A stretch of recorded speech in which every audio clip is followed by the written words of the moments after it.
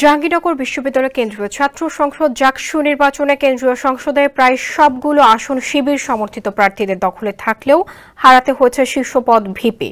স্বতন্ত্র প্রার্থী হিসেবে আব্দুর রশিদ জিতু জাবির ভিপি নির্বাচিত হয়েছেন। তবে জিএস নির্বাচিত হয়েছেন ছাত্র শিবির সমর্থিত প্যানেলের মোহাম্মদ মাজহারুল ইসলাম। জাকসুর 25 পদের মধ্যে জিএস ও 2 এজিএস সহ 20টি পদই ছাত্র শিবিরের দখলে।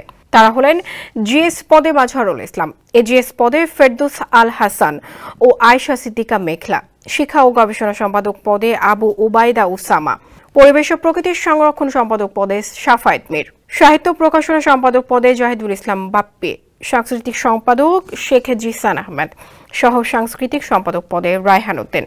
এছাড়া নাট্য সম্পাদক পদে রুহুল ইসলাম, ক্রীড়া সম্পাদক পদে মাহমুদুল হাসান কিরণ, সহ ক্রীড়া সম্পাদক পদে মাহাদি হাসান ও ফারহানা লুবনা, আইটি ও গ্রন্থাগার পদে রাশিদুল ইমন লিখন, সহ সমাজসেবা ও মানব সেবা উন্নয়ন পদে তৌহিদ ইসলাম, সহ সমাজসেবা ও মানব সেবা উন্নয়ন পদে নিগার সুলতানা, স্বাস্থ্য ও খাদ্য নিরাপত্তা বিষয়ক সম্পাদক পদে হুসনি মোবারক, পরিবহন ও যোগাযোগ সম্পাদক পদে তানভীর রহমান এবং কার্যকরী সদস্য পদে ফাবলিহা জাহান, নাবিলা বিনতে হারুন, নুসরাত জাহান ইমা, হাফেজ তরিকুল ইসলাম ও আবু তালহা।